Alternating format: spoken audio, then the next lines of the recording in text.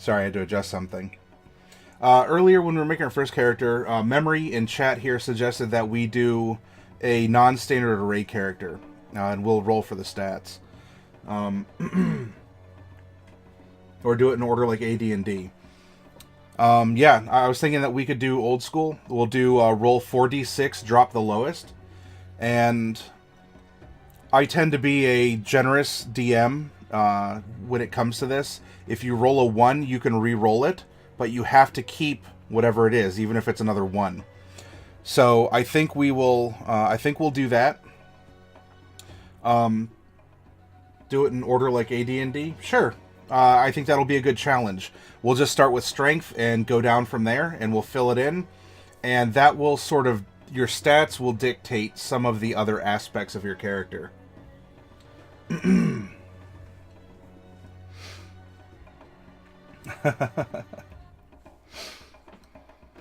So let's bring up our dice roller. We're going to reset it. We're going to go to 4d6 and hit roll. 6233. All right, so 9. Again. 15, drop the lowest, which is a 1, but we can re-roll the 1. So we have 4, 5, 5, and 5. Hey, we have a 15.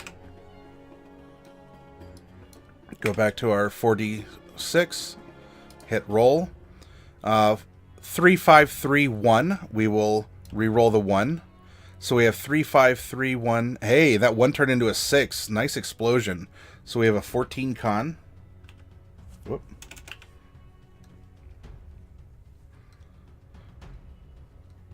Go back to 4. Roll it. Nice, look at that. 6, 4, 5, 1. That 1's going to re-roll. 6, 4, 5. And that was another 1. But we're going to drop it anyway. So we have a 15. Go back to a 4. We have another 1. 1 exploded into a 6. Nice. So 6, 4... 6, 5 is 11, so we have another 15.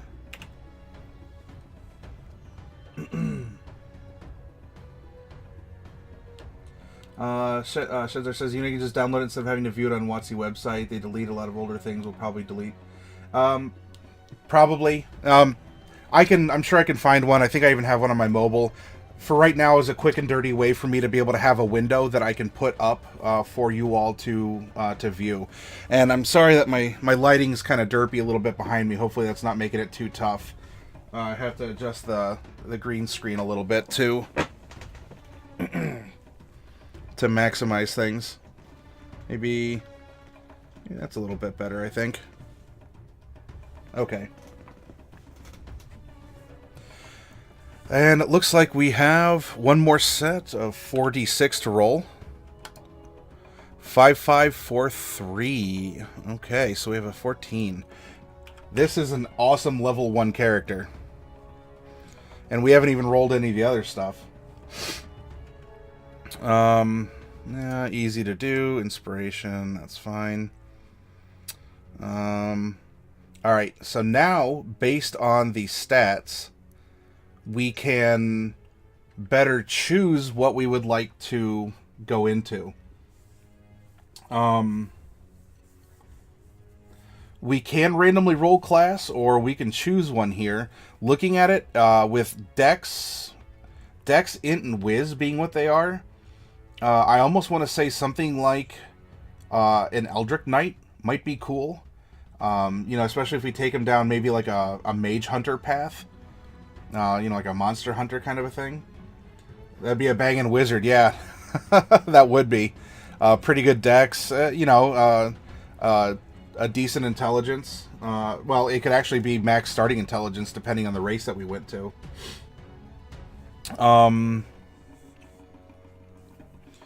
Pretty good wisdom as well. Which could lend us more towards druid if we wanted.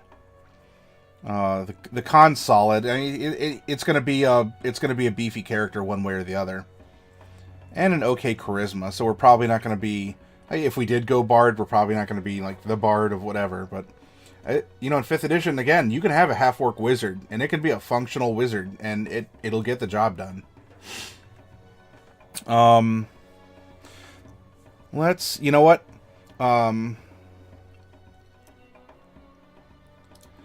Let's purposely build an Eldritch Knight in this case. Yeah.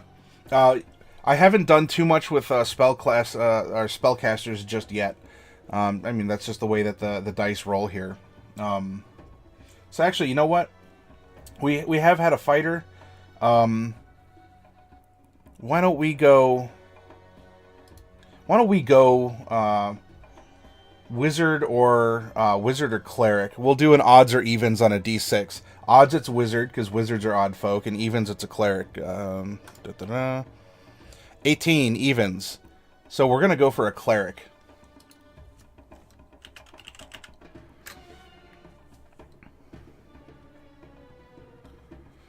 All right, now we can do a little bit more randomization.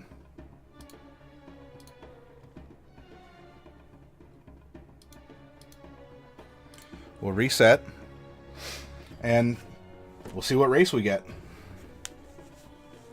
We're leaving a lot to dice rolls here. A 9 with an even with a subrace 2. 9 is a tiefling. Whew, this is going to be an interesting wizard. Now, tieflings in Unearthed Arcana and some other splat sources do have kind of subraces. For the basic like player's handbook, what I did for a subrace isn't necessarily a race thing, as it is for these half races, because tieflings are half human, half devil. Do they favor one part of their heritage over the other?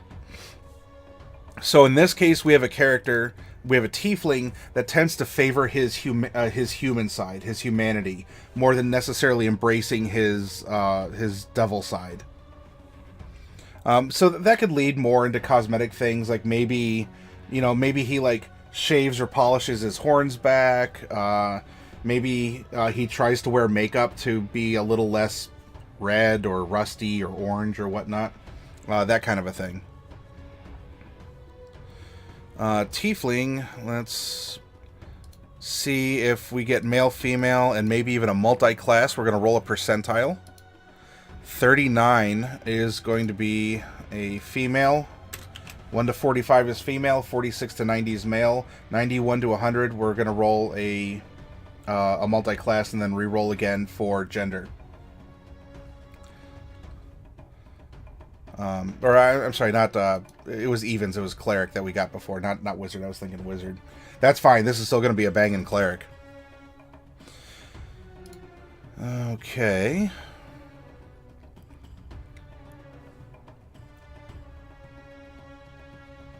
Huh. The offline painting. I can double check my stream here on my end. It's showing that I'm live.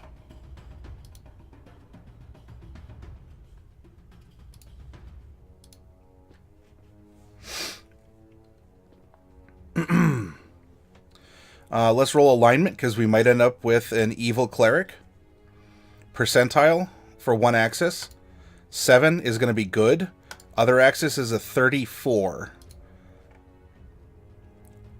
We have a neutral good cleric.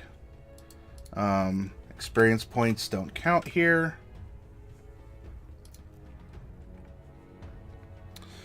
Alignment. Level. D100. A 45. Oh, alright. Solid 8th level. Now we can randomly choose a domain with a D8 roll. It is not evil, so I'm discounting the...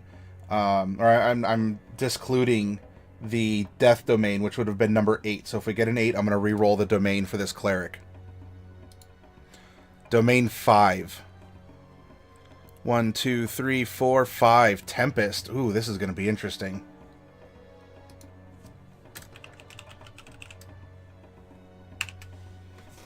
Full-blown evil necro cleric could have been fun. You know, I saw a video that went through, and there's actually 4 ways that you could make a cool necromancer in 5th edition. Cleric and wizard come to mind.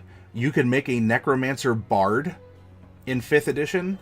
And interestingly enough, while it's not good at making the actual undead, if you have a necromancer paladin, they are beastly, especially if they're just commanding an undead force.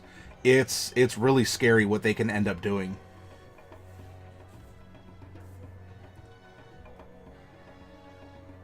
Oh,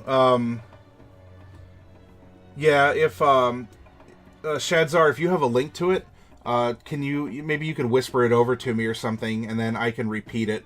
I haven't gone into finagle with that stuff just yet, to, you know, tinker around with the settings, and I wouldn't want you to get a timeout. I was able to reduce the timeout because it was automatically set for 300 seconds, I think, and I dropped it down to, I think, 5 or whatever.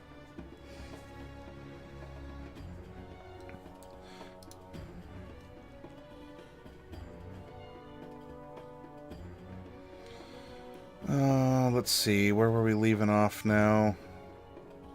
Okay, we can do some random generation down here. Let's start with Tiefling. Starts at 4/9 and gets 2d8. 6. Okay.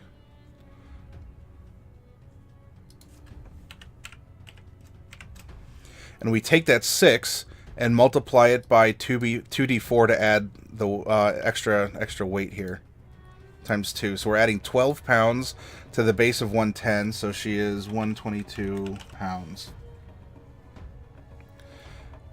How old is she?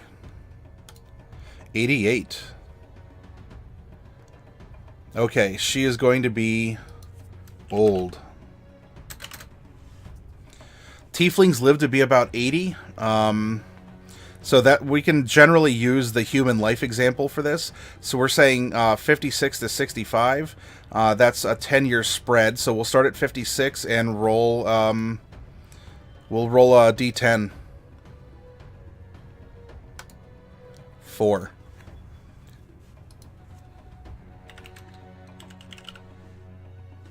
Okay. Hi, Kibakichi. Welcome. Thank you for commenting, and if you're lurking before that, you're welcome to do so. You're just as much allowed to give suggestions, ask questions. We're building a Tiefling character. We've done some random rolls instead of using a standard array, and we're here to tell a story and have fun with the character that we're just pulling out of nothingness and congealing before our very eyes. Okay, so we'll get to these details at the end after we've given her a background and some other things. We still need... Actually, speaking of backgrounds, let's roll a d13. A 2. Ooh, interesting. A Charlatan background. So, not everything is as it appears with her. Kibakichi, I do have questions on what changed on the page, so I could make one and print it. And what doesn't change on the page. Do you mean on the template that I made that I'm using on the document, or are you talking about on the PDF that I'm filling in for the character sheet?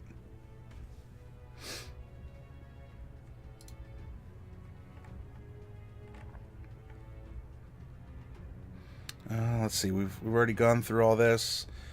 So now we just need to worry about, for Charlatan, here, the PDF. You can download from the Wizard's website a folder, a zip folder, that has form-fillable PDFs for character sheets. And if you didn't want the full 3-page one that we're using, we have, they have included like the 1 page if you just want the spell page. It's all right there. Roll for money as well. Yeah. Yeah, we can. I think we'll roll for money and we'll handpick what she purchases, and we can add some things along the way. She's a level 8, so we can kind of give her a little bit of extra income if it comes down to it.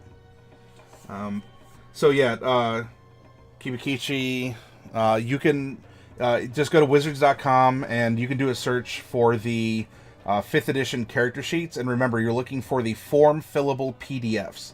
That way you can type it all out on your computer and you can print it off. It'll look all nice and organized. Oh, I'm sorry. Okay, so what doesn't change? Anything that is not the blue box that you see. So all of these areas here, you can see me, I'm flashing through them. If it has a blue box, that's the form fillable. You type whatever you want in there. If you don't fill it in, it will remain white when you print it out. Going to the second page, same concept. For character appearance, if you click on that, it will ask for a folder where you might have a character portrait of some kind. Maybe something you drew and you scanned in, or you took a photo. Maybe you went on various character art websites. You went to DeviantArt. You went to the TG page on 4chan, since they do a lot of character art there. Maybe you commissioned someone, or you just practiced your Google Foo, and you can drop like a color or black and white photo in there. And then page 3, we can see all the blue boxes that you can fill in too for spells and other things. So really, what's white and black doesn't change. All the blue is changeable however you'd want.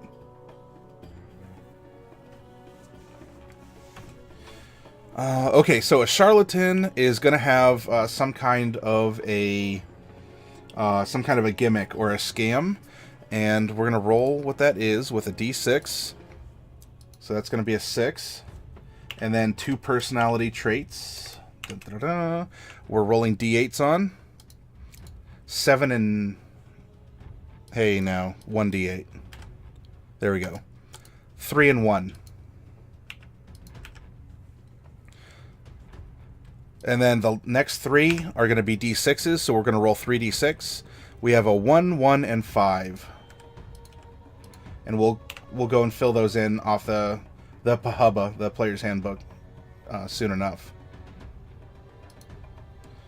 Okay, we'll come back and fill all this stuff in here. Alright, I think the basics are good off of this sheet here, so let's minimize it. Come over to the Player's Handbook, and we're going to come up to the background section, and we're going to start there, and we're going to then cycle up to Tiefling, and then go down to Cleric. Criminal. I passed by it. Charlatan, here we go. You've always had a way with people. You know what makes them tick. You can tease out their heart's desires after a few minutes of conversation, and with a few leading questions, you can read them like they were your children's books. It's a useful talent, and one that you're perfectly willing to use to your advantage. You know what people want, and you deliver, or rather you promise to deliver. Common sense should steer people away from things that sound too good to be true, but common sense seems to be in short supply when you're around. The bottle of pink-colored liquid will surely cure that unseemly rash. This ointment, nothing more than a bit of fat with a sprinkle of silver dust, can restore youth and vigor. And there's a bridge in the city that just happens to be for sale. These marvels sound implausible, but you make them sound like the real deal. Skill proficiencies. Deception. We'll fill in that radio button there. And sleight of hand. Tool proficiencies. Disguise kit and a forgery kit. You get a set of fine clothes. A disguise kit. Tools for the con of your choice, and the con we rolled was a 6. I convince people that worthless junk is worth more than their hard-earned money.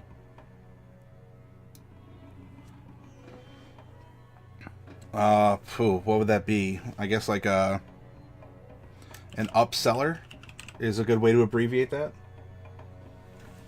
What do we have? I'm trying to... I got a sheet already. Interesting cleric. Should be its tiefling means it heals with blood magic. Yeah.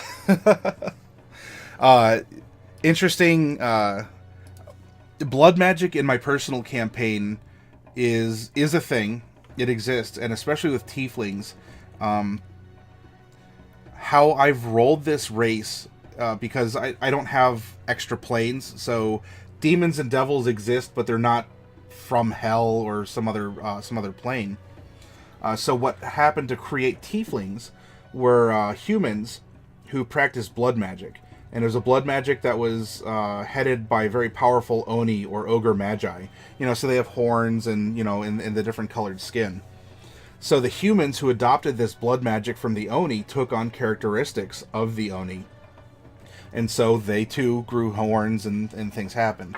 Well, because the blood magic is so potent, the Oni's name was Nostau Tief, and so his followers were known as Tieflings or Tieflings. And so everyone who adopted this then was changed. Maybe not immediately, but when they would go to have offspring, their children would be born as Tieflings. So let's say you had even someone who was just a carrier of the blood. You look like a human. By the book, your stats are human, but you've practiced this blood magic. Well, you go and you have a child with, your human significant other, or, an elf, and so instead of getting a half-elf or a human, you would get a tiefling child, whether it was, one was the male or female. As long as one of the parents was the carrier, a tiefling would be born. And so tieflings are considered to be kind of a blood curse. And what makes them dangerous is that they threaten all of the other races by the simple fact that the genes of the tiefling are dominant to the other races. And so that's why they're viewed with suspicion, not because they're a devil, but because, there's this intrinsic, what are you going to do? What's going to happen? Are you going to curse me? Am I going to have tiefling kids? Aasimar, so you mean like the astral elves, like kind of like Eladrin.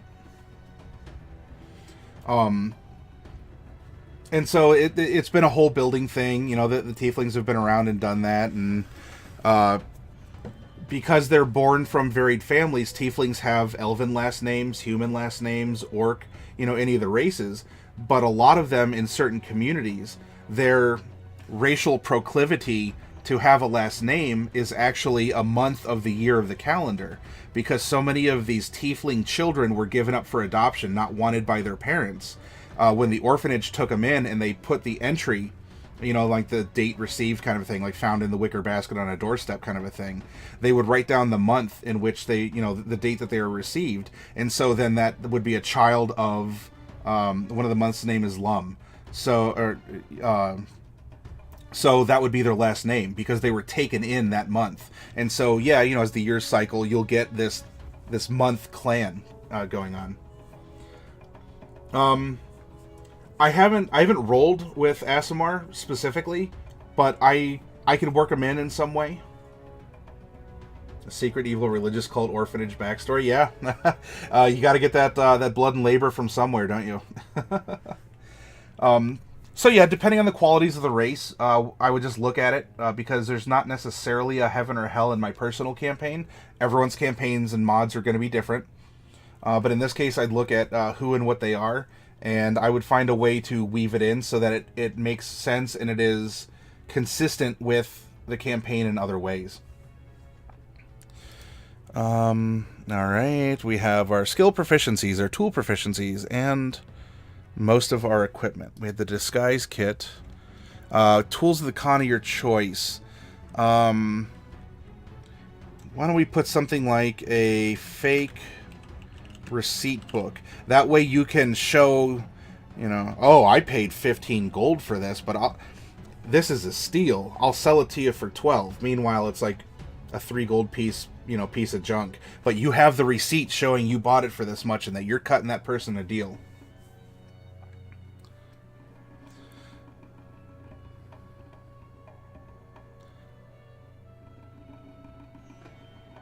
A signet ring of imaginary duke. Yeah. So yeah, since you're like an upseller, fake receipt book, and we'll put a merchant signet to make it look official.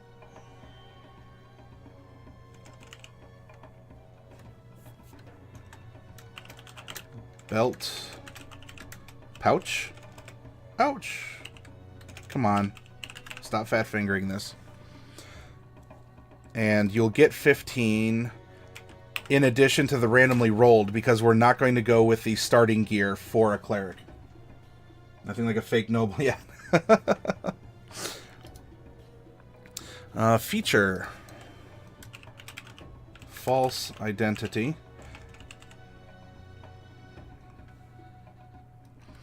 You have created a second identity that includes documentation, established acquaintances, and disguises that allow you to assume that persona. Additionally, you can forge documents, including official papers and personal letters, as long as you have seen an example of the kind of document or the handwriting you are trying to copy. I'm going to keep, for the features, I'm going to list the names of them. We can go back and reference them, but as we're going to get abilities and other things, this is just going to be something that we'll have to keep in mind. You know, should this character ever go live and be playable in some way, we can fill it out. But for time-saving effort and just for building the character, I'm going to just list what it has.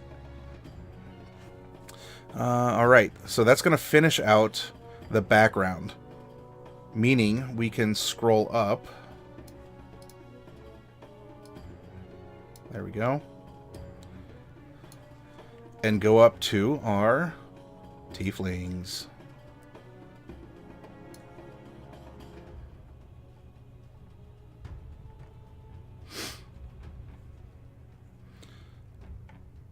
Come down here. We're not going to worry about names just yet. Int score increases by 1 and your charisma increases by 2. So we're going to ding 16. And we're going to ding 16 down here. Let's see. Base speed of 30 feet.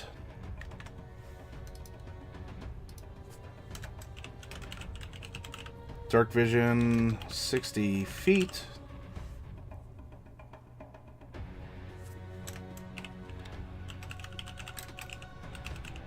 Hellish resistance.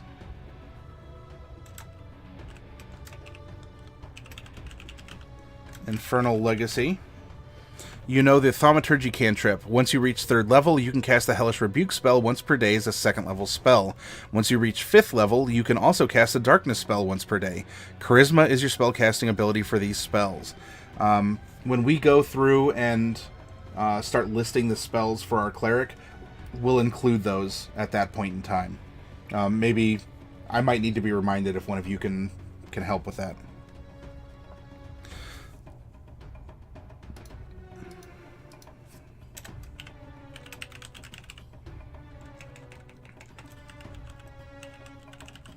Languages. Common. Infernal. Nice and easy.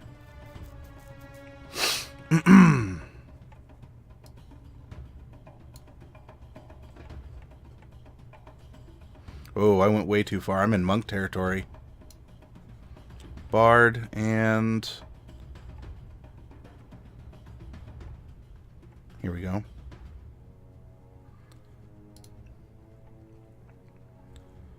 We're level 8. Proficiency is going to be a +3.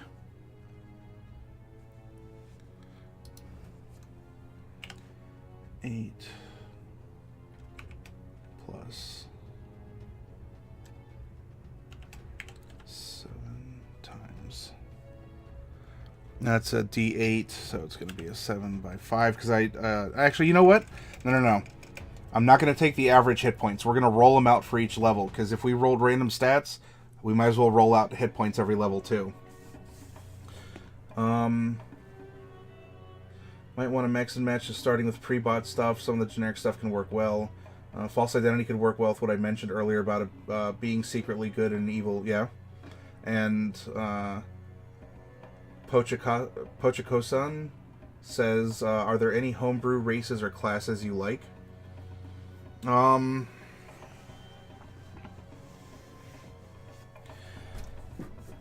that's a little open-ended, simply because everyone can have something homebrewed, and I wouldn't necessarily be aware of it.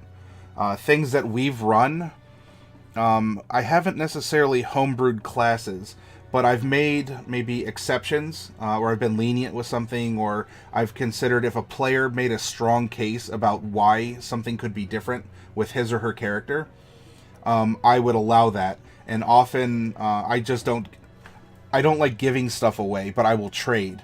So I would say, all right, um, you want to be a fighter, and you want to know spells, but you don't necessarily want to be an Eldritch Knight.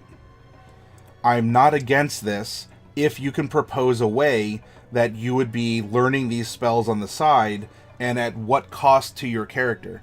And not even for punitive reasons. Think about it. If you're a sword and board fighter and you're not out in the practice yard every day, or not on the front line in combat swinging your sword and using your shield, you're not practicing. You're not getting stronger with it. So instead, if you put your nose in a book to learn spells, you can learn spells. You're not a dummy, or even if you are, you can, just take a little extra time. So what would you give up in order for me to make this exception for you?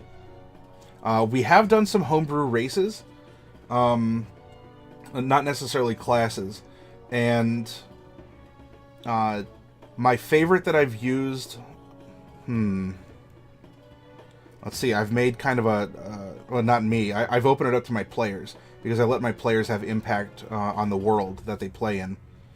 One of them made kind of a humanoid ooze, and they retain memories very well.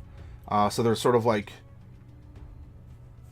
their plasm is sort of like their brain, it's all over, and they don't really age, they just exist. And so they observe, they record, and then every so often the society will get back together and combine and share their thoughts, and then they'll split back out in the world to collect more information before they come back together again. They've been used a little bit, not a ton. Very good for story mechanics, but it just hasn't been played that often for me to weave that actively into a story. A fighter that doesn't believe in magic that becomes a warlock. Havoc. That would be very interesting. Also, welcome and thanks for chatting alongside us. You're welcome to chat, lurk, offer suggestions, ask questions, or tell stories. Spells or daggers passed down in the family. One race I have used a lot is an angelic race, and they do not reproduce normally. Oh boy, that's almost a session itself to describe this culture and these seraphim. So yeah, I'll save that for later. But we have used some homebrew races, classes. I've just been flexible on stuff. Whether it's a multi-class or you're going straight one way, but you want to splash something in. If it makes sense to the story and you're willing to roleplay it and maybe give something up for it, that makes me happy as a DM. It's a give and a take.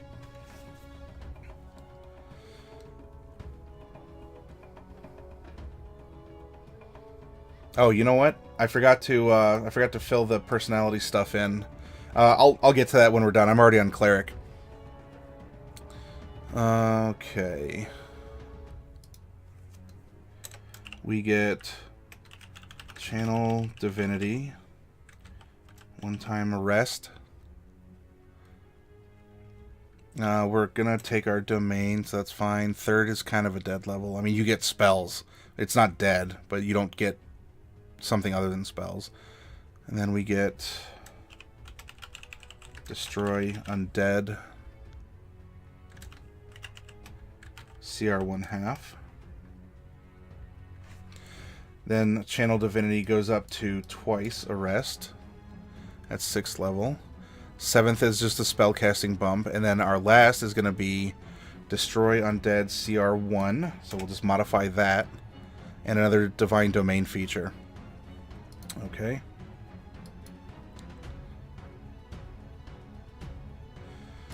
So now that we're going to roll hit points, it's going to be D8 plus con mod. So at first level, that's going to be 2.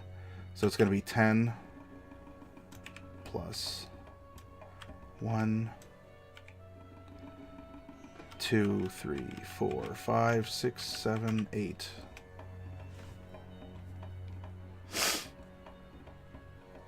Right? Okay. Now let's get in the mood here. We have a Tempest Cleric. This is the Storm. This is Nature's Fury kind of a thing.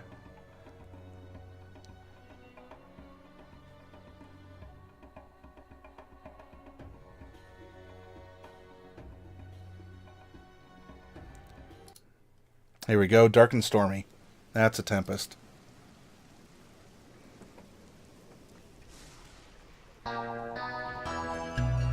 Fiendish Acorn, welcome. Thank you very much. You're welcome to lurk, chat, come along with us. We're generating a random character. This one's going to be a little different than the ones we've done before. We're using a random, we randomly rolled the stats, and we're going to randomly roll hit points, and this one's going to have just a lot more variance to it. Yeah, Memory, this will probably be a good bonky cleric, or just, it'll zap you really hard. Okay. Spellcasting, yeah, we're going to use Wisdom.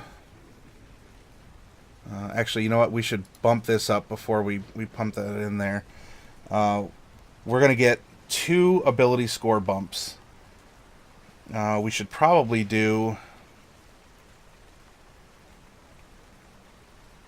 We got to bring our Wisdom up a little bit, so maybe our first one will bring us to a 17. And... our second one, Dexterity might not be bad. That's going to depend on our armor bonus. Tempest, martial weapons and heavy armor. Yeah, we're probably going to be more reliant on armor in this case. So Dex isn't necessarily going to be the best. But you know what? If you're a Charlatan, walking around in heavy armor draws attention. So you might spend...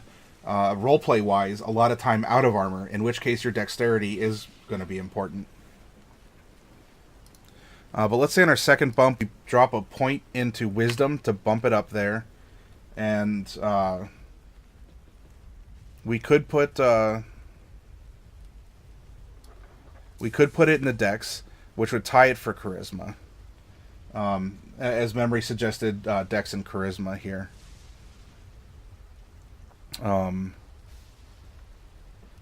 If we're gonna pull ruses, let's just get a nice stat modifier on here. Okay, so now this is going to be a -1 still, +3, +2, +3, +4, and a +3.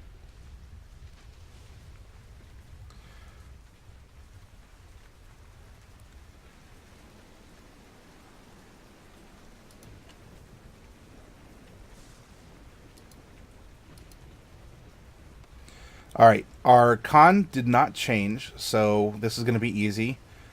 First level is going to be 12 hit points. And then each one is going to be 2 plus a d8.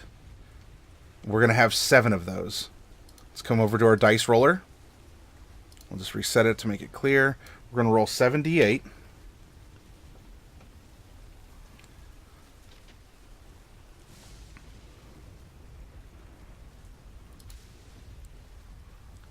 $35. So we have 35 plus 2 times 7 is 14. So that's 49 plus 12, 51, 61 hit points. Currently rocking 0 temps. And being a level 8, you get 8d8 hit dice, of which our cleric has all of them because we're not battling or resting.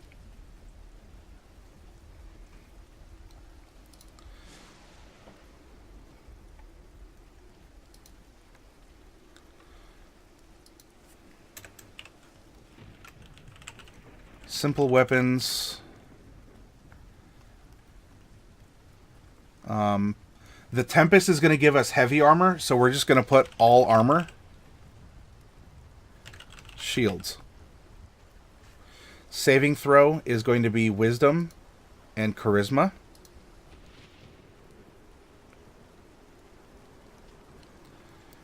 And we're going to get to choose 2 skills from history, which is int, insight, which is wisdom, medicine, which is wisdom, persuasion, which is charisma, and religion, which is intelligence. Memory says, was thinking the dex for survivability and charisma for deception and maybe persuasion. Yeah, if we're going to Charlatan, I think charismatic skills would be good. So maybe persuasion.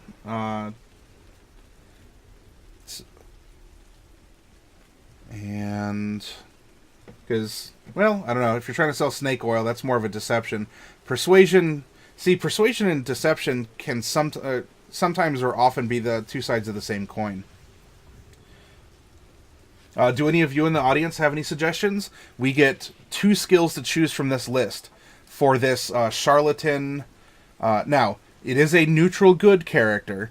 That doesn't mean, that you can't be pulling tricks or, maybe you're doing this for some sort of a greater good or whatever. You live in an oppressive dictatorship, and so you're a charlatan, and certainly the law is after you, but you're not. You're doing it for something that's greater than purely personal gain, that kind of a thing.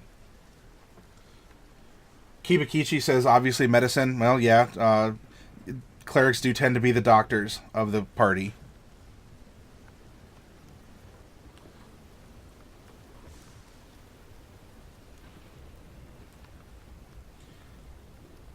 With deception, you can lie about medicine being better than it really is. Yeah, deception can really cover all skills, can't it? Already has deception. Yeah, you could bang out religion. Religion would be good, I think. He has, because we randomly rolled this, intelligence isn't a weak point on this cleric. So I think religion can work. And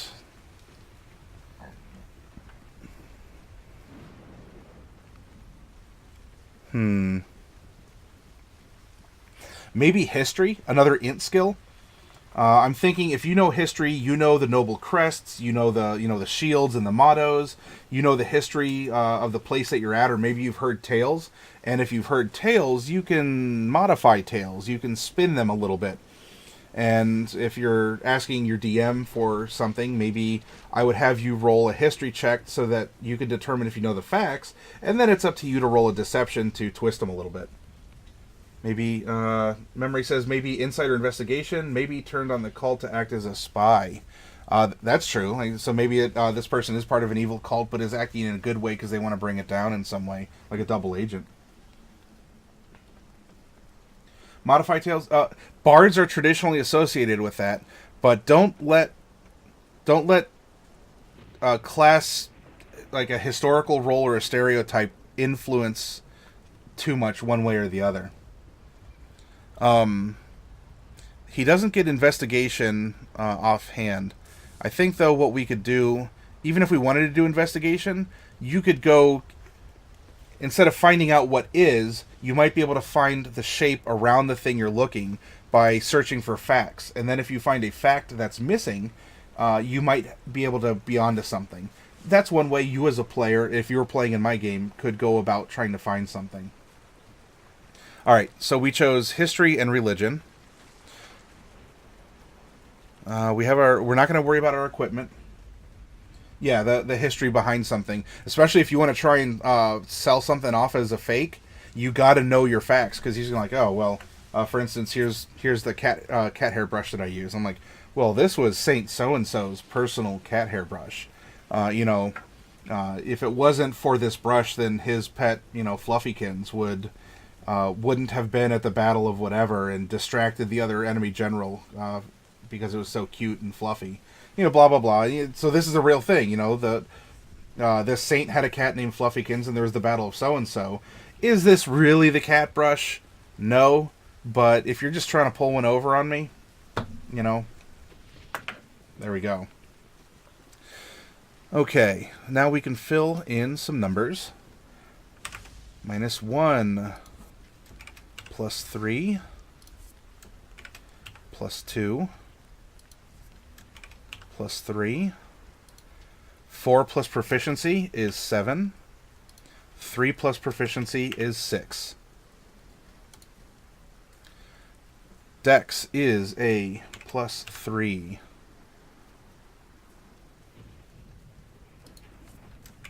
Plus 6. The sleight of hand is going to be very interesting as well.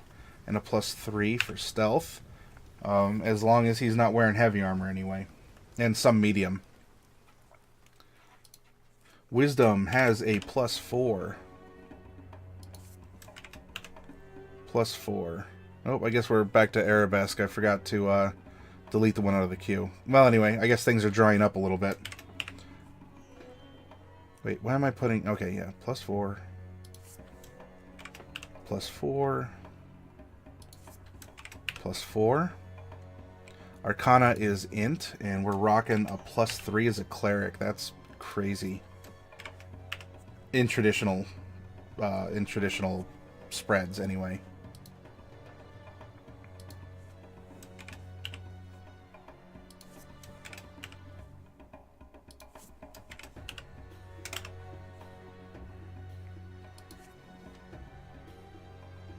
Oh, you know what's going to be interesting? We don't have a high... Having a high dexterity would be important anyway, because I don't know, we may be proficient in the armors, but I don't think we have the strength to wear some of them in looking at it.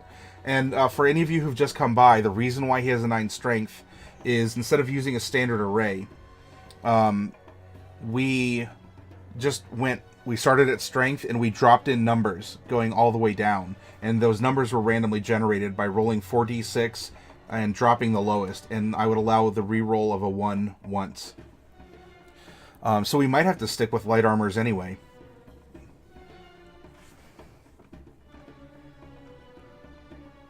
Memory says, the cleric doesn't really have any real downsides besides athletics, but makes up for it in acrobatics, which makes sense if the backstory is a spy. Yeah, and that would be important because there is a spy background. We've rolled Charlatan, but that doesn't mean a Charlatan can't be a spy. In that case, you're more of like a double agent, right? You're pretending to be something else. Our Cha is plus 3, plus another 3 is 6. Definitely, if this guy's kind of breaking into or out of an evil cult, he's doing so because he realized he has this insane natural talent that other people don't have. And so he's using it for good in order to get out of there. Or to open it up or to expose it or something. Okay. Our wisdom modifier is 4, and that's going to be important because when we come down here, we're casting off of wisdom. Our spell save is 8, plus 3 is 11, plus 4 is 15.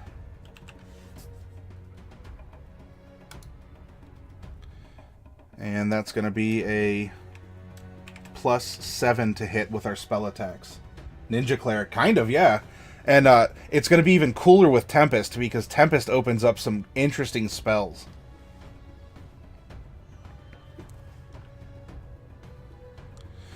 Okay. We do have ritual casting and spell casting focus of a symbol.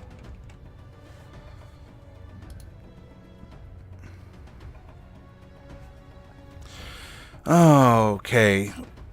So the cleric table is going to show us how many spell slots we have to cast our spells at first level and higher. To cast one of these spells, you must expend a spell slot. Okay. When you do so, choose a number of cleric spells equal to your wisdom modifier plus your cleric level, minimum 1 spell. So we're going to know 12 spells. And then we're going to fill in the slots also.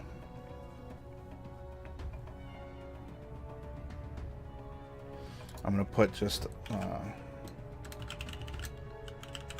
12 spells known as a marker up here. And then we are level 8. So we're going to get 4 cantrips.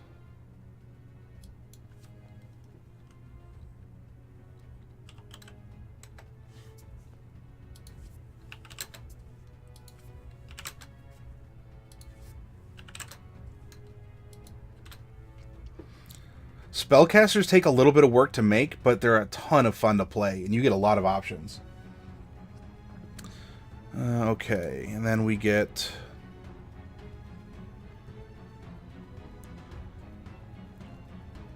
4. 1, 2, 3, 4. We're just going to use the radio buttons as markers. 3, 3, 2. 1, 2, 3. 1, 2, 3. And 2 4th levels. We are also going to get domain spells, and we're going to hard type those in there because we can't change those. It's just that they're always there and available. Memory says we have to play a lot of deception in a situation like that. It's breaking the mold of a cleric. Many people think cleric, heavy, medium, heavy armor. You go around with a bonking stick in one hand and a shield and or a holy symbol in the other. And, you just go out there and you brother jeb them. Like you're, be gone, foul beasties. Heaven's light, smite you devils, kind of a thing. And that's not always the case. Clerics aren't always, this like single-minded, like focused, ignorant person, or or necessarily even a holy roller all the time. This is going to be a great example of that. We're breaking the mold in a couple different ways here, and it's still going to be a viable cleric. Certainly, especially with these stats, this is a very playable and viable cleric.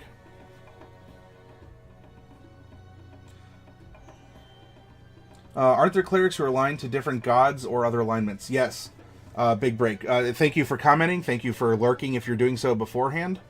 You comment, ask questions like that. You participate as much as you want here.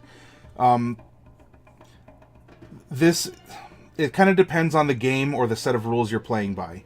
Some gods are depicted as, if you play in a polytheistic, world, it is... we'll use Pelor as an example. Very classic D&D god. The symbol is the sun with kind of like a stern face. Lawful good. Destroy undead. Heal wounds. Like the epitome of good and righteousness and, and going forward. And depending on your DM, depending on the situation, you might have to be lawful good in order to follow Pelor's edicts. Because Pelor's faith demands a certain lifestyle that then could be classified as lawful good. If it's a little looser, or maybe you don't run the Orthodox Pelor, but you're kind of the non-denominational Pelor, or like the Protestant Pelor kind of a thing. Maybe you just have to be a good aligned person. Or it could be you could fiddle with it any way that you want. As long as it's you're abiding by the tenets of the faith you're following, one will partially define the other, and so they'll make it's a yin-yang. It's a complete cycle, it's a complete character and mindset, but the weights are not evenly split in half, and they both influence each other. I hope that answers your question, Big Break.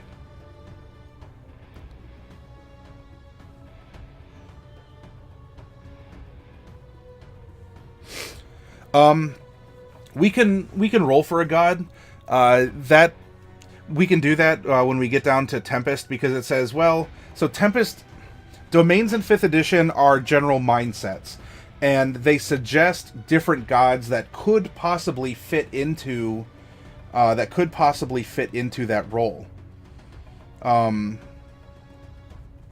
Neverwinter Nights. That's a very venerable title. The video game has a lot as well. You even get into Baldur's Gate, and they did a good job there too. So they present the domains to you as a broad way of thinking, or around which you'd align yourself. We might even, if let's say we wanted to go Pelor, right, and he's sun and righteousness and all that, we might even be able to squeeze out a Tempest Paylor build if we really tried. It's just that, we'd focus on fire and light, which might evolve into electricity kind of a thing because you're flashing light. But, let's get there and see. Oh, by the way, definitely for a roguey cleric, like if you don't want to go arcane trickster, which is a rogue that dabbles in arcane magic, the trickster, the trickery domain cleric you could do cool stuff with that. Oh, hey Delcorin, welcome back. Yeah, Death Domain. Death Domain exists in 5th edition. They put it in the DMG because that's usually a bad guy domain. But again, it's how you use it. Not all necromancers are bad. A lot of detectives, doctors, that necromancy is not just about raising zombies. It's about the study of life and death. You can do good with necromancy. And so, if you were my player and you really wanted to have the Death Domain but be a good cleric, if you put in the effort to flavor it and say, well, look, I want to play a doctory. I want to use this for medicine, and so part of that is my vow that I will never raise undead without consent of the family or something like that, or even I just won't raise undead. Okay, we'll roll with it. Tempest Domain. Gods whose portfolios include the Tempest Domain include Talos, Umberlee, Cord, Zeboim, the Devourer, Zeus, and Thor. They govern storms, sea, and the sky. They include gods of lightning and thunder, gods of earthquakes, some fire gods, and certain gods of violence, physical strength, and courage. In some pantheons, a god of this domain rules over the deities and is known for swift justice delivered by thunderbolts. In the pantheons of seafaring people, gods of this domain are ocean deities and the patrons of sailors. Tempest gods send their clerics to inspire fear in the common folk, either to keep those folk on the path of righteousness or to encourage them to offer sacrifices of appropriation to ward off divine wrath. So in older editions, and while 4th was streamlined, its 4th kind of fell into it as well, not as much, but especially in 3rd, everything was so micromanaged. You had a god for just about everything. You had the god of the common cold, which was a sub-god under the god of disease, which is a sub-god under, whatever else, and then you had the deities and demigods book, very literally. 5th really wanted to streamline it and say, what kind of a faith do you want? Here's the powers, and you could base it off of that, or you could do the opposite.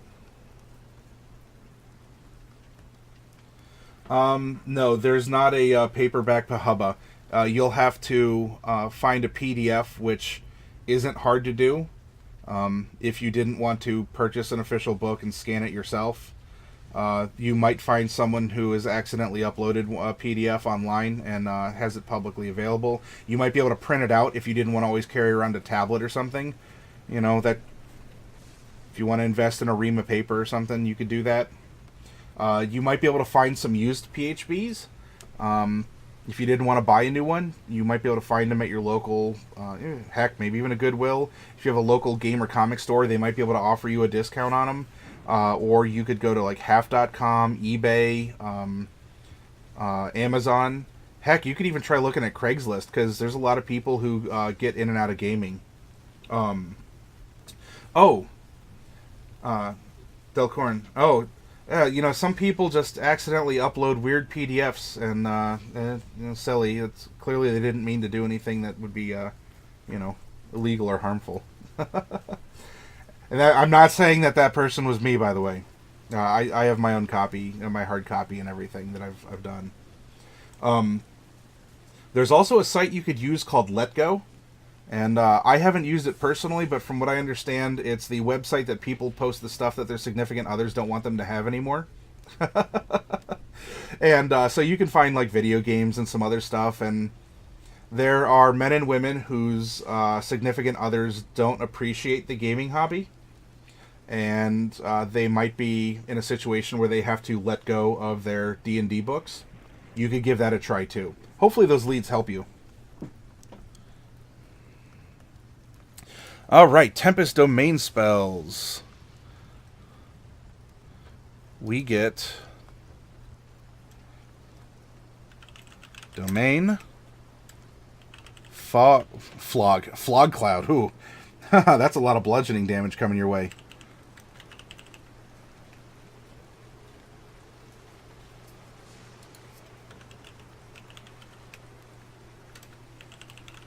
Thunderwave.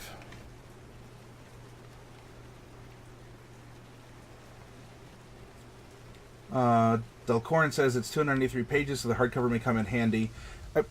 PDFs are fine.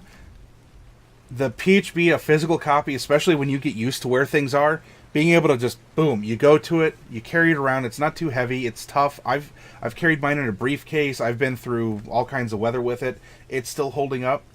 If yours falls apart, and I've had that happen to some of my customers, I help them contact Wizards, and Wizards has been good about replacing them. Big break. See, I want to learn to play with my wife and when my kids get older. I would highly suggest that. D&D is excellent for storytelling, especially for kids. If you want them to think creatively, learn math, learn language skills, it's a good thing to do, to just sit around the family, like the dinner table, or you could do it at your local library probably. A lot of them have private quiet rooms or a public play area. It's a good way to bond. The only thing I would bring up that is a constant caution is when people play with their significant others.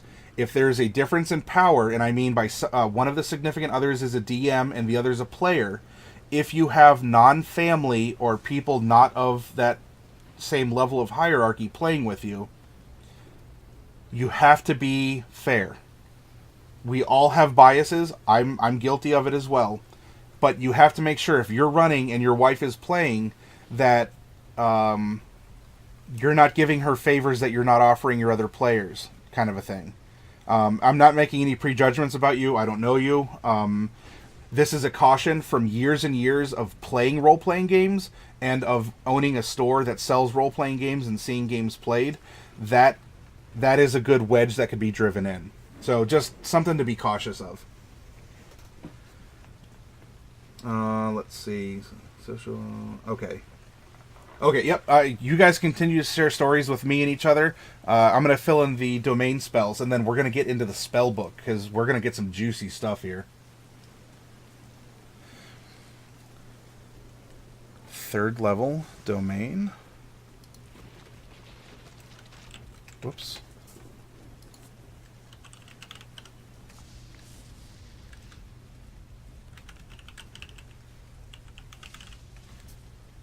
Call lightning. And whoop, that's a fifth. Shatter. Shatter's a good spell. That is a really good spell.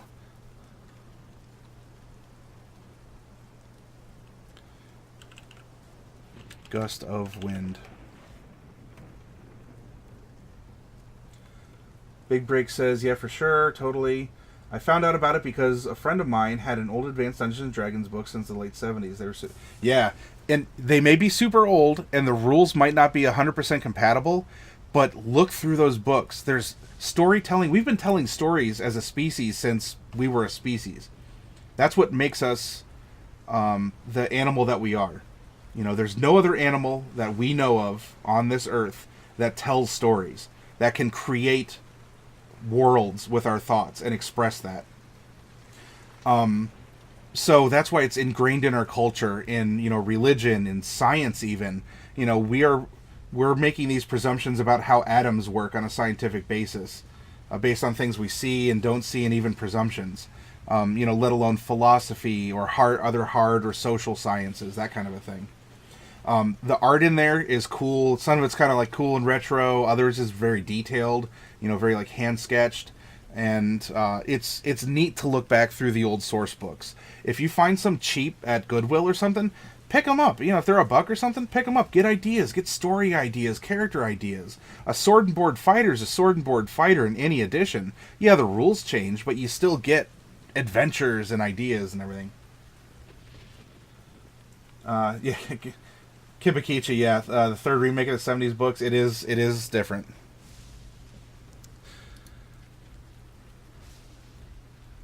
Right. We get a couple other things for being Tempest domain. Let's come back here. Bonus proficiencies, heavy armor, and we're going to change this to all weapons because you get martial and simple. This is where we can get some cool stuff now. Wrath of the Storm. You can thunderously rebuke attackers. When a creature within 5 feet of you that you can see hits you with an attack, you can use your reaction to cause the creature to make a dexterity saving throw. The creature takes 2d8 lightning or thunder damage, your choice, on a failed saving throw, and half as much on a successful one. You can use this feature a number of times equal to your wisdom modifier.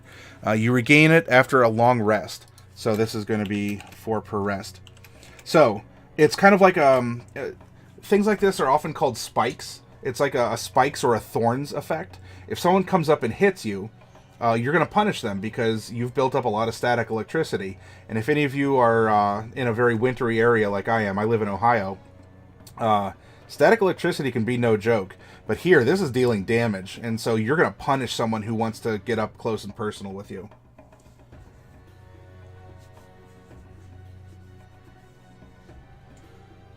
Oh, nice conversation prompt, Big Break. I appreciate it, especially because if you guys are talking names, eventually we're going to have to give this this tiefling a name at some point in time too. So as we're building the personality and spell book, maybe some things will jump out more than others. Then we have Channel Divinity. Destructive, ooh, Wrath. Again, I'm putting the names of the abilities here in a list. We can go back and reference them if we ever want to pull them out and play with them. You know, maybe I'll do some sessions with you all where I have a virtual tabletop and we'll do like a Twitch Plays D&D kind of a thing where all of you in the audience can, you know, offer suggestions or interaction, or maybe there's some of you who want to try a regular campaign of some kind, and I can run a mod or go from there. And it's a lot more interaction and storytelling between us. But for right now, for brevity's sake, I'm just putting the names of the abilities that we all can reference in the books later. Right. Then we have Thunderbolt Strike.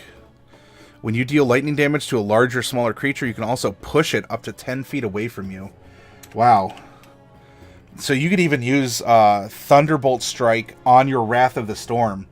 So we have this guy we're saying is like a part of a cult, but he doesn't necessarily want to be it. Well, what if someone like sneaks up and grabs him from behind? You know, he says, "No, get away from me!"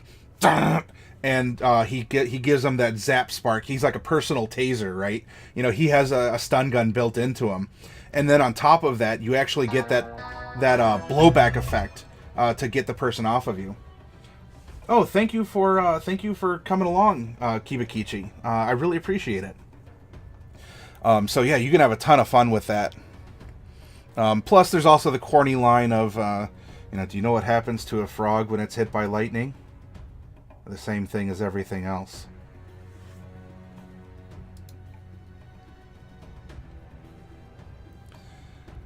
Thunderbolt, and then Divine Strike. We get Thunderbolt Strike, and then Divine Strike. At 8th level, you gain the ability to infuse your weapon strikes with divine energy. Once on each of your turns, when you hit a creature with a weapon attack, you can cause the attack to deal an extra 1d8 thunder damage to the target. And then that'll scale up a little bit more.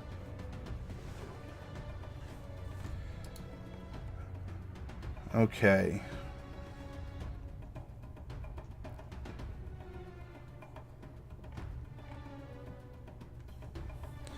Let me make sure we have things here.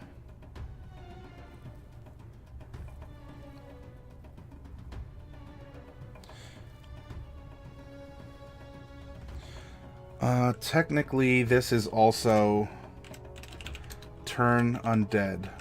Now, some books may offer this as a hard rule. What I have done in my campaigns as well, because my world is a little weird. I don't have a multiverse. I have one universe. So devils don't come from hell. They're not outsiders. They're their own type of creature. And I can get into the details on that later. Now, undead do exist, but let's say, for instance, there's a paladin who has abilities against fiends, so demons and devils. Demons and devils as outsiders don't exist in my world. So what I did with this player is I said, if based on your characteristics, based on the way you carry yourself, I am willing to replace a similar creature type. So for instance, here you have a Tempest Cleric who can turn undead. Now, that could be very useful. If we're dealing with an evil cult, they're probably, like turning followers into wights or ghouls or something. That's very useful. But think about it this way too. If you're a Tempest Cleric and you're dealing with the elements, what if we did something like turn elementals instead? So if something has the elemental subtype to its, like creature type to it, then you would turn it and the elementals would act the same way undead would act in your turning. So, things to consider, bring up with your own DM, or if you're a DM and you have a cleric player who is very thematic in some way, work with them. Maybe, I don't know, it's set in the Underdark. Instead of undead exists down there, but what if you said instead of undead, it would be turn aberrations? You get surrounded by a bunch of slimes. Slimes are rather prevalent.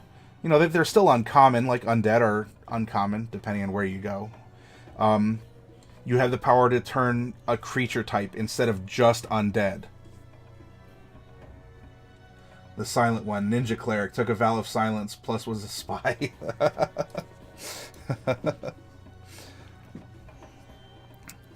Okay.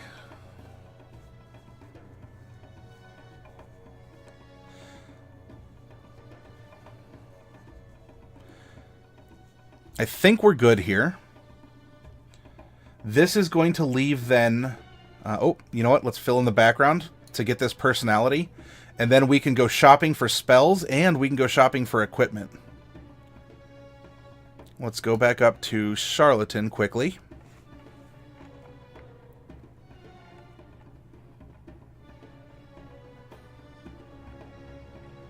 Criminal. Here we go. Alright, personality trait. The first one was a 3. Flattery is my preferred trick for getting what I want. And personality trait 1. I fall in and out of love easily and am always pursuing someone.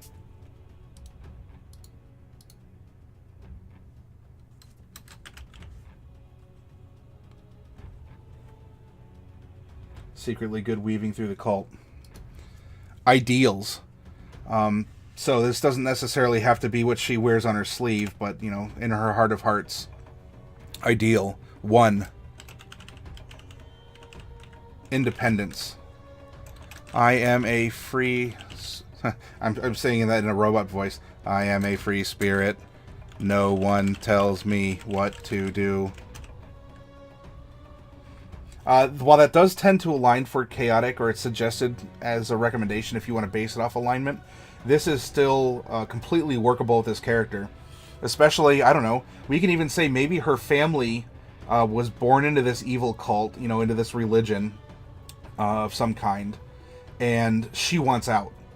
She sees whatever abuses are happening, or she doesn't like the fact that... that undead or unnatural things are happening because, she wants to do the whole Andy Dufresne at the end of Shawshank, in the rain, and the lightning's coming down, and there's freedom and beauty in nature. She wants to feel a cool breeze of winter, like kiss her cheeks, instead of old smelly, cult rooms and undead, zombies, or, maybe someone doesn't pick up the dog poop in the, on the lawn of the cult church or whatever. Yeah. That's kind of gnarly or nasty too. Bonds. 1. I fleeced the wrong person and must work to ensure that this individual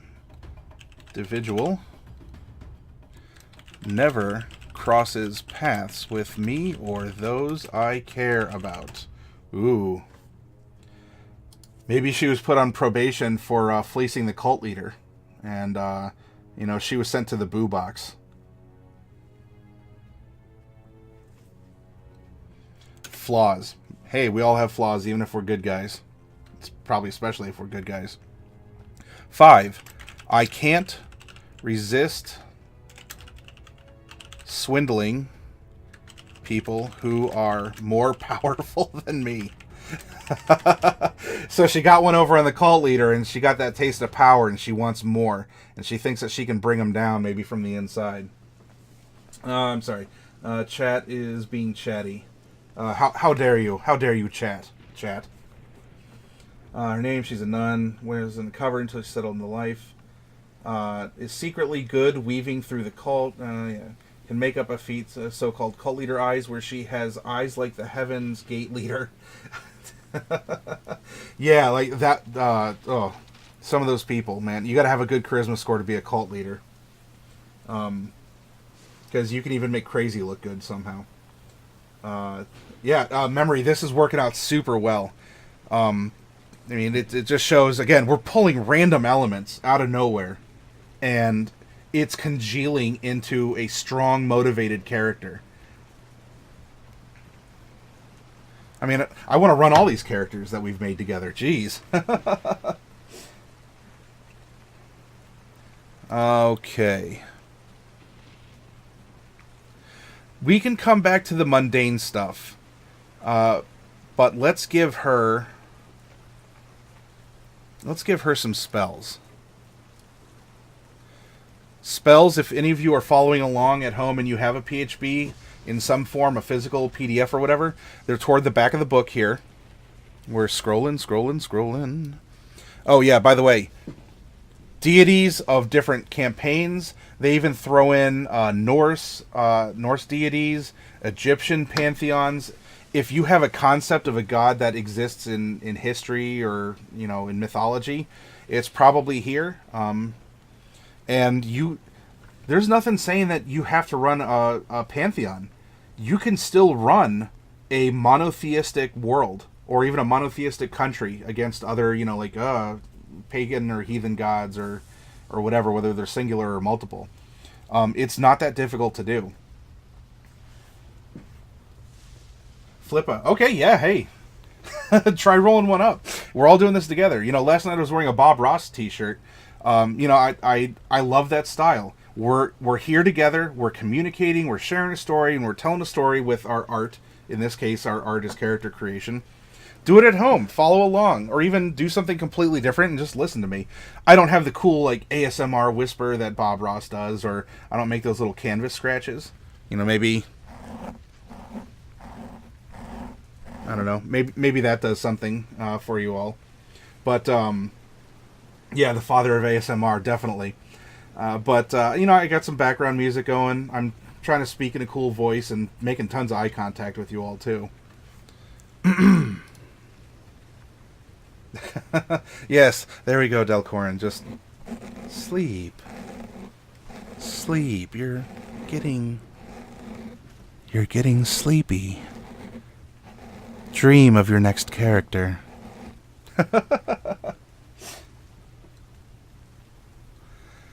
Alrighty. Greek, Egyptian, Norse.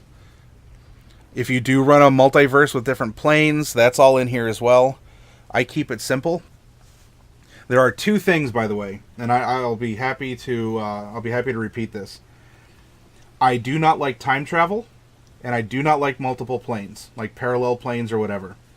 I have my own reasons. Now, don't get a pitchfork and torch out. I enjoy something like Back to the Future or even Doctor Who. I like that because it doesn't take itself seriously. They purposely say, whatever, we're just going to have fun with it. I'm cool with that. But if you're trying to tell a serious story with time travel and alternate planes and all this, me personally, you all have your own taste, and I'm not begrudging you if you like that stuff. It can get really sloppy. It can turn into writer shortcuts, or it just gets so convoluted because everything, I don't know. Then we get into determinism and oh goodness, we're gonna skip over that.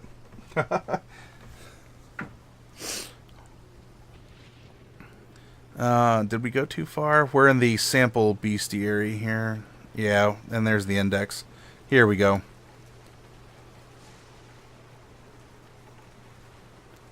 Here we go. Coming up to the cleric spells. Now, something to keep in mind if you're rolling a cleric. Clerics know all the spells on the cleric spell list. You can only prepare a number of those spells equal to your wisdom modifier plus your cleric level. Which, so that's why we have 12 spells known. So, that means you wake up in the morning or you pray at midnight because you worship a moon goddess or something. Whenever you do this, you have free reign as a cleric, unless your DM says otherwise, of the cleric spell list. You can choose up to X spells known, or so you prepare those spells, which is what the radio buttons over there are. You prepare them, and then you can cast from your prepared spell list up to, the number of slots per the number of slots per spell. So really, instead of having 4 here, because we could just go all 12 level 1s, and a lot of the spells in the PHB scale up. Like Cure. In 3rd edition, you had, Cure Minor, Cure Light, Cure Wounds, Cure Moderate, Cure Heavy. You don't need that. In 5th edition, it's Cure, and then you choose to sacrifice higher level spell slots to juice it up if you wanted to.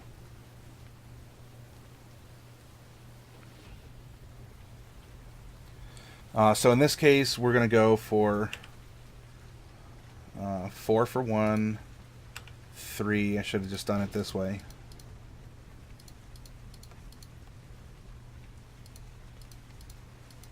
Three, 2. And let's move the domains, because you can't do anything about the domain.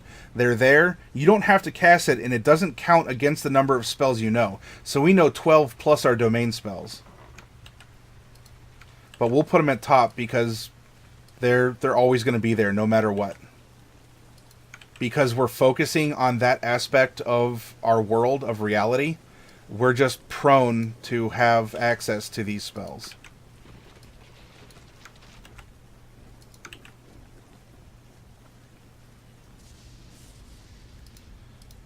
Okay, let's... no, we're over here. We're going to take Arabesque off. And in fact, Dinotopia, we'll play this one. We'll go out of the Dark and Stormy and go back to like a raw primal place. Yeah, that'll work for now. Okay.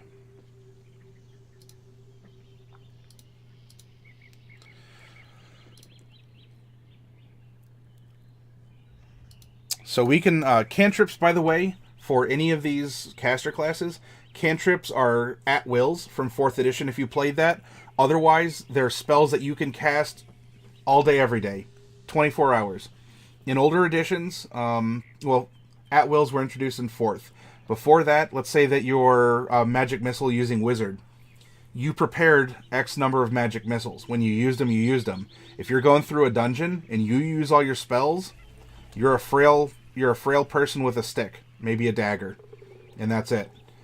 With these later editions of D&D that have come out, you always have use of some kind. You can always have utility based on the spells that you have. They may not be big and powerful, but you could light a fire, you can do all this other stuff on an at-will basis.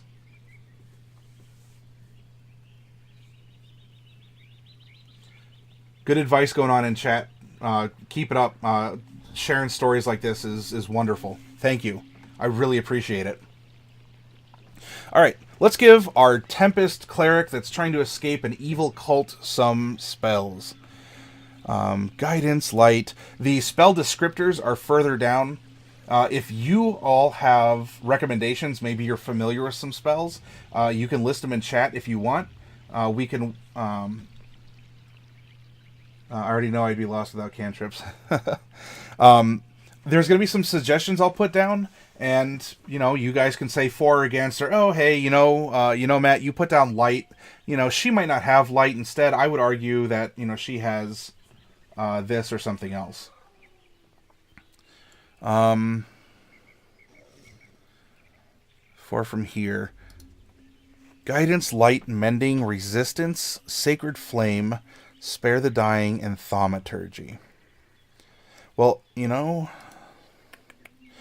she's going to get thaumaturgy by being a tiefling, and that's going to be something we're going to have to go back and add to the spell list. Thank me for reminding me, and thank you for thinking, for like helping me to remind me because I'm narrating to you. I'm thinking out loud.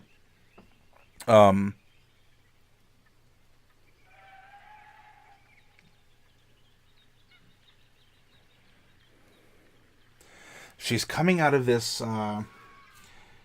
If she is coming out of a cult, probably.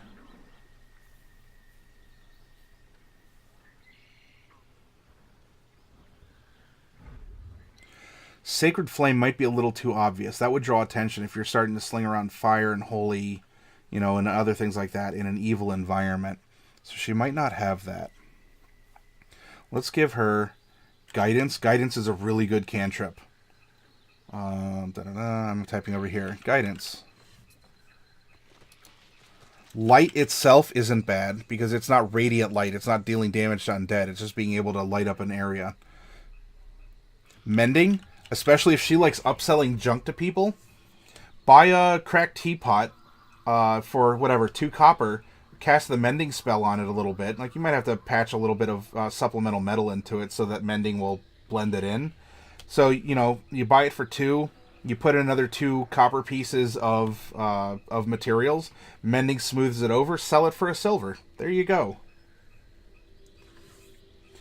Havoc. Yeah, you made a point. She does have dark vision. That's true. So instead, good.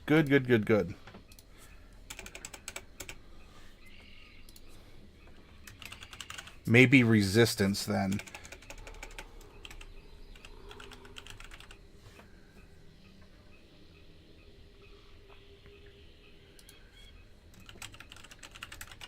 Maybe spare the dying.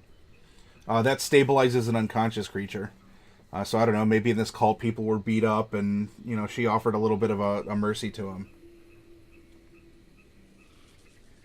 Yeah, might try and use poison or mind control drugs. Cults do that. They have indoctrinations that can be chemical, psychological, and all that. Where do good berries come in? Goodberry is a spell. Is that I think that's a druid ranger spell. I don't know if that's on cleric offhand. But yeah, you cast it, and it's if you're familiar with what a sensu bean is in Dragon Ball, it's kind of like that. It's not as good as that, but if 1 bean will fill you up, so you don't have to eat for a day, and I think it heals you a hit point. So it's good for stabilizing a dying creature.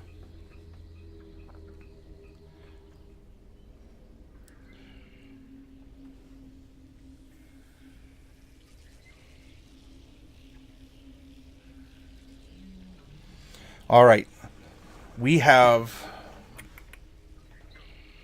Actually, you know what? Cantrips do count towards the spells known.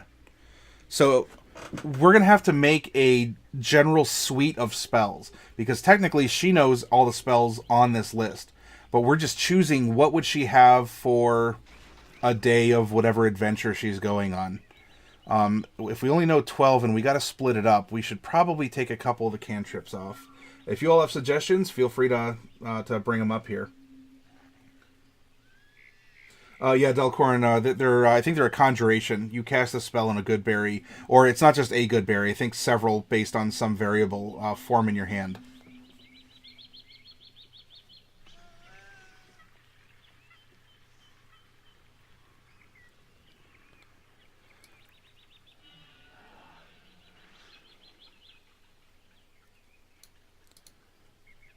Let me double check. For some reason, I'm derping out. I think cantrips count towards the spells known, but I could be. Maybe I'm thinking of something else here. What do we have? Preparing and casting.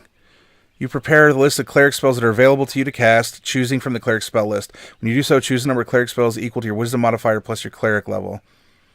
For example,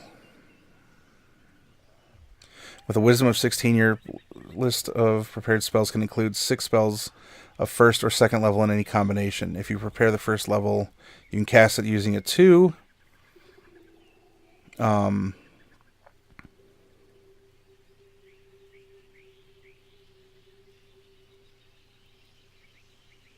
Okay, no, I'm so it doesn't look like cantrips. So I was correct. You're going to get 4 cantrips, and then you get the prepared of 1 or higher.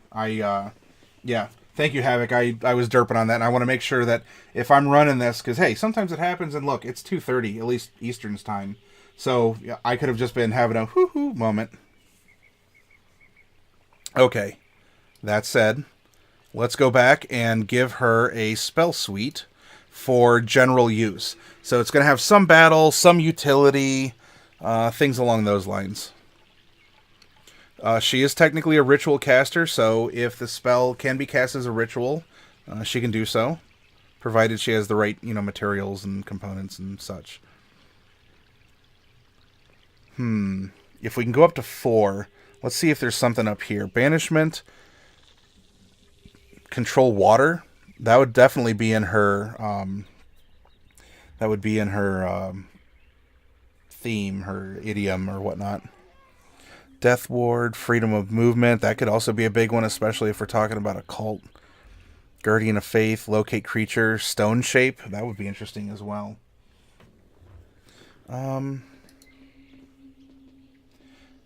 Bane, yeah.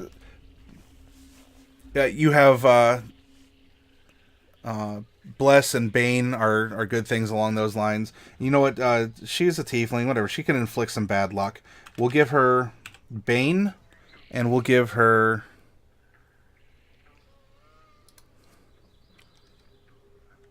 freedom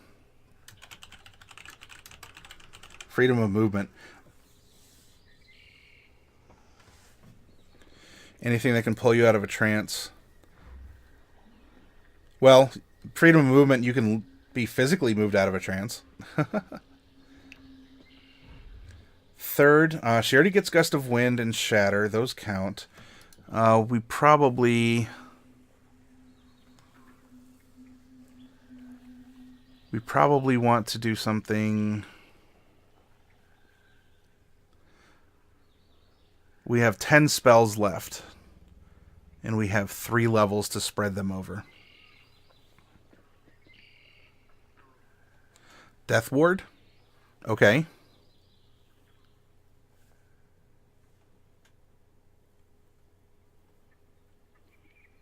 What is the spell? Death Ward is 4th. Okay, we can do that. Do you want to replace freedom of movement with Death Ward?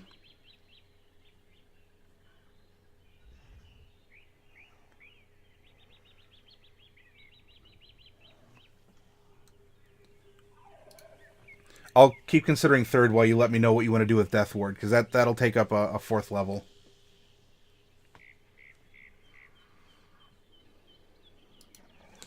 Ooh, Beacon of Hope could be nice. Now let's see. She is also a Charlatan, so she does need. She has this almost compulsion to pull cons on people as well.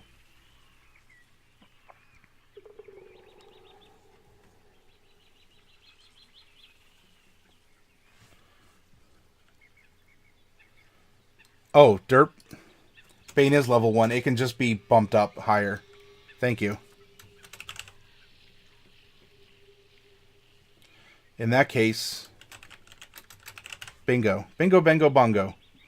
We have 9 more spells that we can drop in now. I think for 3rd level, Clairvoyance would be a good one, right? If you want to kind of read minds and such to pull a con.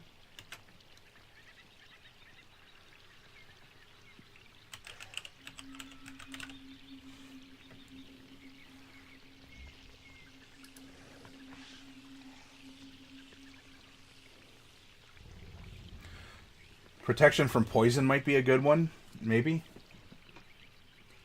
Yeah, domain spells don't count towards our 12.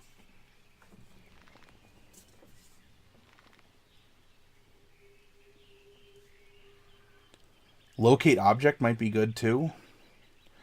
But we're going to have to give her some kind of a... Calm emotions could also be a good one too. Some kind of a battle spell. You know, blindness, deafness is a pretty good battle spell. If you blind a fighter or if you deafen a wizard, that really can disrupt things.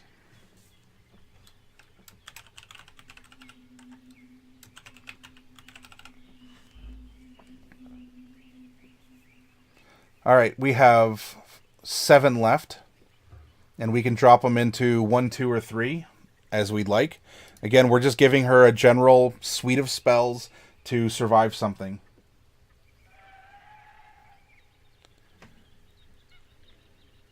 First level recommendation, detect evil and good.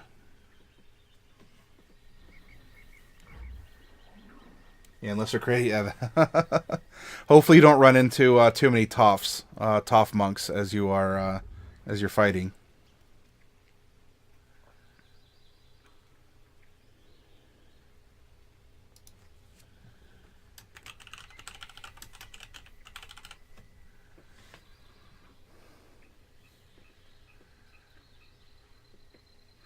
Never got the use of protect from evil and good. Well, we can go into that spell a little bit because I'll go into the descriptors. Let's see what else.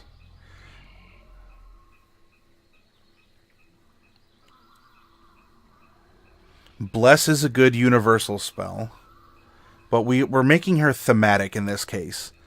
She's not a cookie cutter cleric. Zone of Truth, that could be interesting. That's a second. Yeah, we got some slots. We'll drop in Zone of Truth. 1, 2, 3, 4, 5, 6, 7, 8. We have 4 more spells we can drop in. We probably should put in a Cure Wounds, if only 1, because Cure Wounds can scale. If we don't want to fill up 2 slots with Cure Wounds.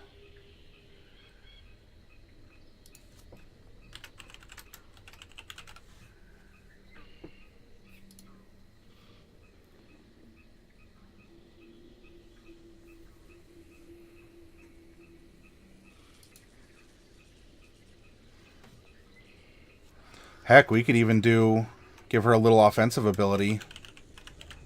Inflict wounds. 1, 2, 3, 4, 5, 6, 7, 8, 9, 10. We get 2 more spells. Yeah, I'll get to that real soon here, Big Break.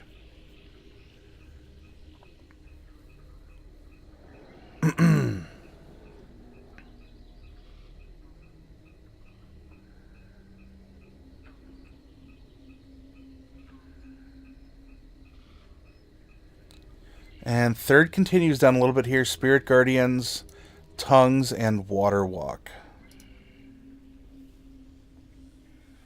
Maybe she's trying to bring good into an evil cult. Why don't we... You know what? This is a spell that I don't see used very often, at least at my tabletops. Let's put in a Spirit Guardians. Nope, that's a 3rd level.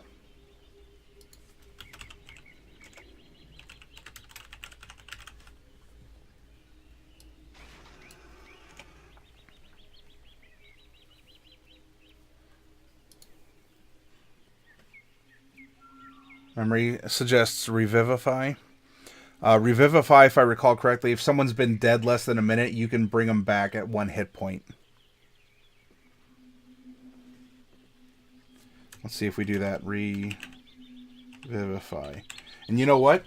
If you're a charlatan and you come up and you're like, oh, friend, what happened to you? I brought you back. Now, that'll be 10 gold.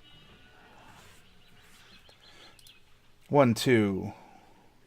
Let me get rid of these radio buttons. 1, 2, 3, 4, 5. That's okay. 5, 6, 7, 8, 9, 10, 11, 12. We have our 12 spells for our clerics. general repertoire. Obviously, this can change day to day. You as the player, remember, if you're a cleric, all of these spells are available. It's up to you to choose what is going to be right for what you're going to be getting into that day, or what you think you're going to be getting into. Okay, and so Big Break had a question specifically about protection.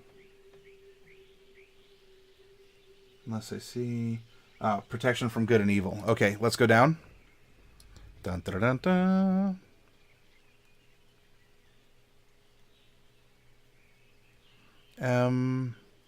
Oh, a little bit too far. We're in the S's now. Let's go up to the P section. P section. Produce flame. Protection. Purify. Here we go. Protection from evil and good. First level Abjuration. Abjuration is a school that focuses on protective magics, warding magics. Casting time 1 action. Ranged touch.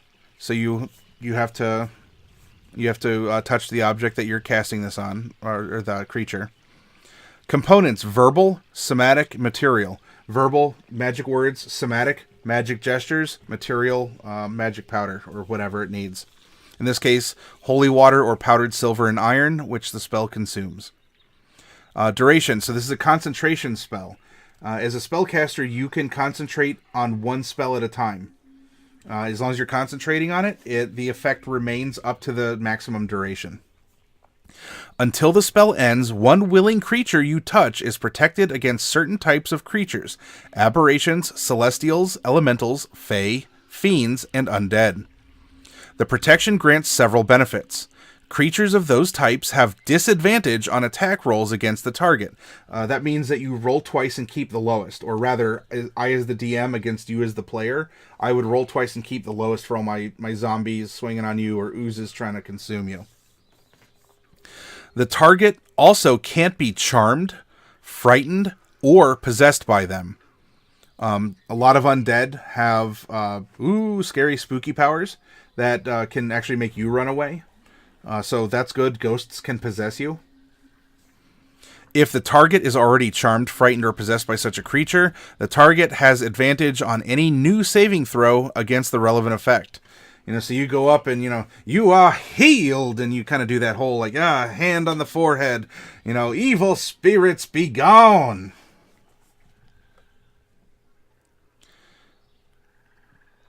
So it offers you advantages in combat versus these several creature types.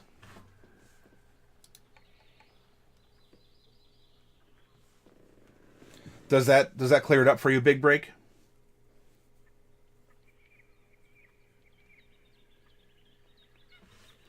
We'll go up, and then we have Bane. Bane.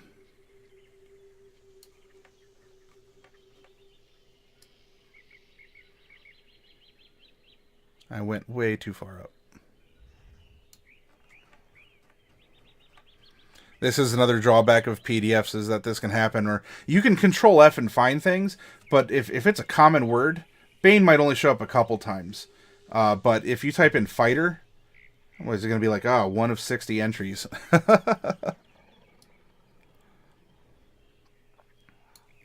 But if I have my physical book open, it's going to be a lot harder if I just, turn it around and okay, guys, and then, flip, okay, here it is.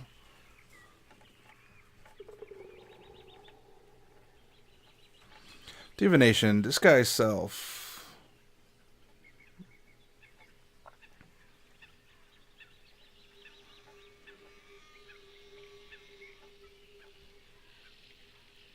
Come on now.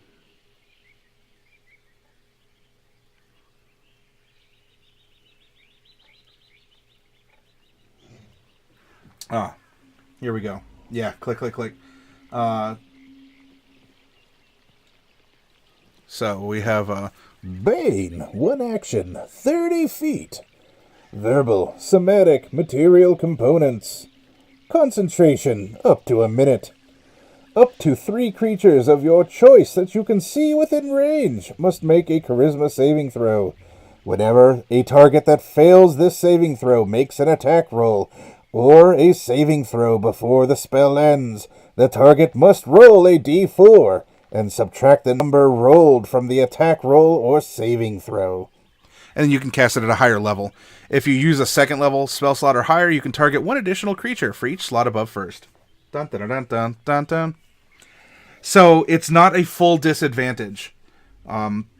Advantage, disadvantage, statistically is a +5 or -5. Yeah, a round is 6 seconds. So the duration, you could keep Bane up for 10 rounds if you're concentrating on it. Just remember, if you're concentrating on a spell and I bonk you on the head with a sword or a club or something, you have to make a save against that using your con. That's why for wizards it's dangerous to have too low of a con score /mod. No, it had to do with where he was born. In the live action movie, it had to deal with where he was born and just because he's born in like a pit or whatever, and like it messed with his lungs some, I think. In the comics and in Batman the Animated Series, Bane wore a mask because that's how it was actually called Venom. That was the juice that pumped him up.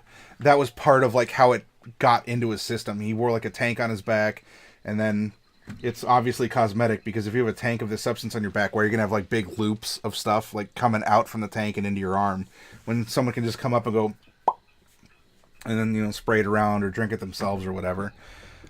So yeah, that was part of the outfit to keep the venom in his system.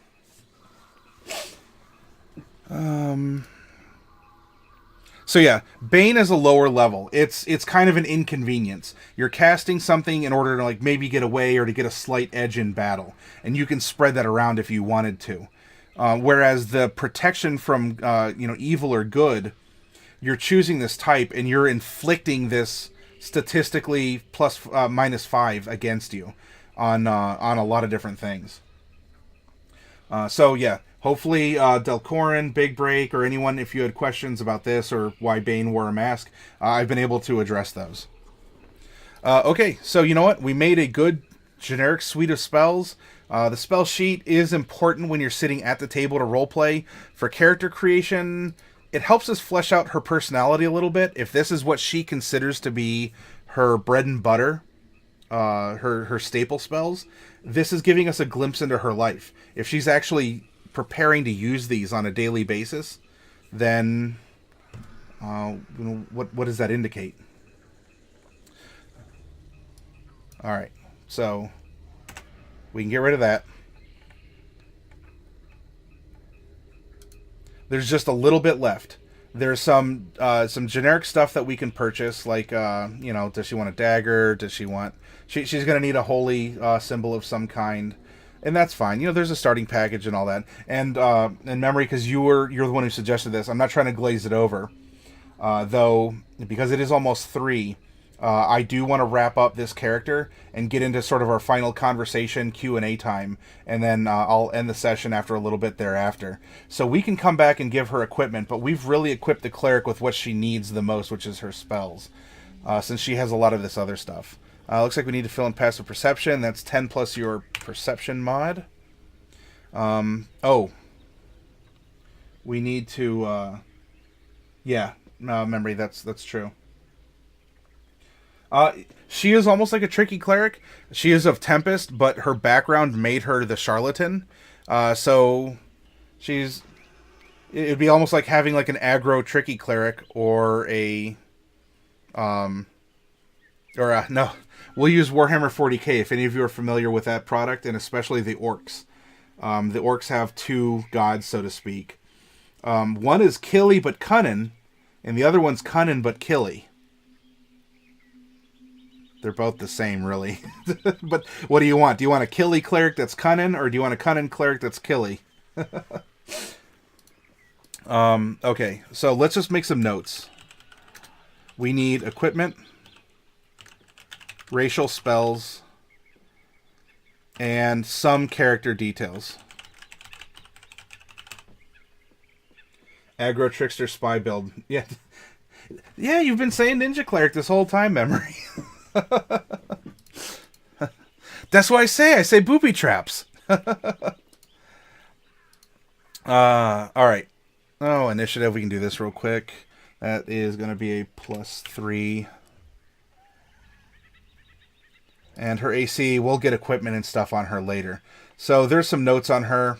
For right now, her name is Ninja Cleric, as for the suggestion, and we will fill this in. We'll come back and revisit the characters we've made to level them up, give them a little bit of story, find out what's happened with them. We'll have them grow alongside us.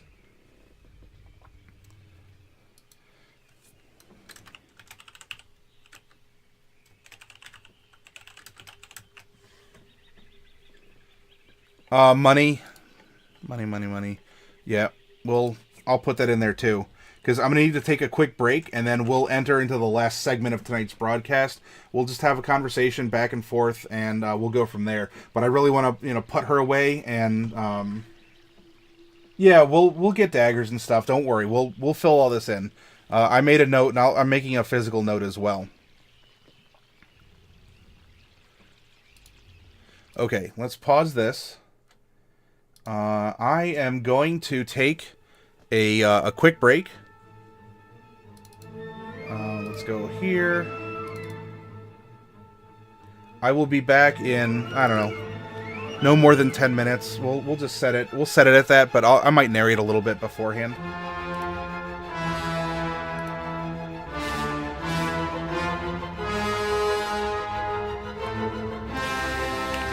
Here we go. There we go. 3:05. You guys have 7 minutes. Tea, potty, whatever you got to do. I'll be back, and we will finish things up for the evening.